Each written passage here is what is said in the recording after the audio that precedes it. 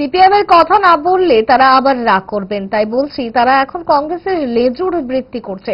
চাকরি নিয়ে কেলেঙ্কারির কথা বলছেন, বড় বড় প্রেস করছেন, যারা প্রেস করছেন তারাই তো দোষী। এভাবেই সোমবার বিকেলে প্রদেশ বিজেপি কার্যালয়ের সাংবাদিক সম্মেলনে সিপিএম কে আক্রমণ করলেন দলের প্রদেশ সভাপতি তথা সাংসদ রাজীব ভট্টাচার্য। তিনি বলেন, বর্তমান সরকার যে চাকরি দিচ্ছে সবগুলি ট্রান্সপারেন্ট চাকরি, যার জন্য একটি চাকরি নিয়েও মামলা হচ্ছে না। যারা যোগ্য তারাই চাকরি পাচ্ছে। উল্লেখ করে আসছেন, ঠান্ডা করে বসে প্রেস করছেন, আন্দোলন করছেন। আর কংগ্রেসের কথা বলেছি, সিপিএম এর কথা, কমিউনিস্টের কথা না বললে আপনারাই রাগ করবেন, কমিউনিস্টও রাগ করবো, বলে জানি আমাদের দিকে কিছু বলেনি। তো এই দোষে তো এই সহদরে তো তারাও এখন লেজুর ভিত্তি করছেন এই কংগ্রেসের সঙ্গে। এবং এই যে চাকরি নিয়ে কেলেঙ্কারির কথা বলছে, বড় বড় প্রেস করছেন, যারাই প্রেস করছে তো তারাই তো দোষী। আমার তো বলার দরকার নেই, পত্রিকার কাটিকেই বলতে পারে যে কিভাবে এই যে কি লেখা আছে, নেতার পুত্রবধূকে নিয়োগের উদ্দেশ্যে পার্টি অফিস চাই।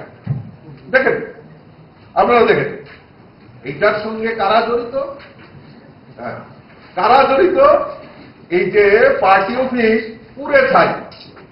আমাদের সরকার আসার পর আমরা সরকারি কর্মচারী, আমাদের রাজ্যের সরকার যুবকদের কর্মসংস্থানই হোক আর সরকারি চাকরির ক্ষেত্রে হোক, ট্রান্সপারেন্ট রিক্রুটমেন্ট পলিসি করা হয়েছে, যার জন্য নেতা মন্ত্রীদের বাড়িতে যেতে হয় না, পার্টি অফিস পুরে না।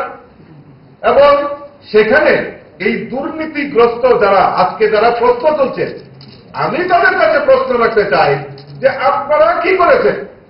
আপনাদের যখন রিক্রুটমেন্ট হতো তখন শিক্ষামন্ত্রী তার এলাকায় যেতে পারতেন না, তার বিরুদ্ধে পোস্টার হতো, পার্টি অফিস পুরা হতো, এবং যারা প্রেস করছে তারাই পার্টি অফিস পুড়িয়ে দিয়েছে। আমাদের কথা নয়, সাংবাদিকরাই আপনারা তুলে ধরেছেন।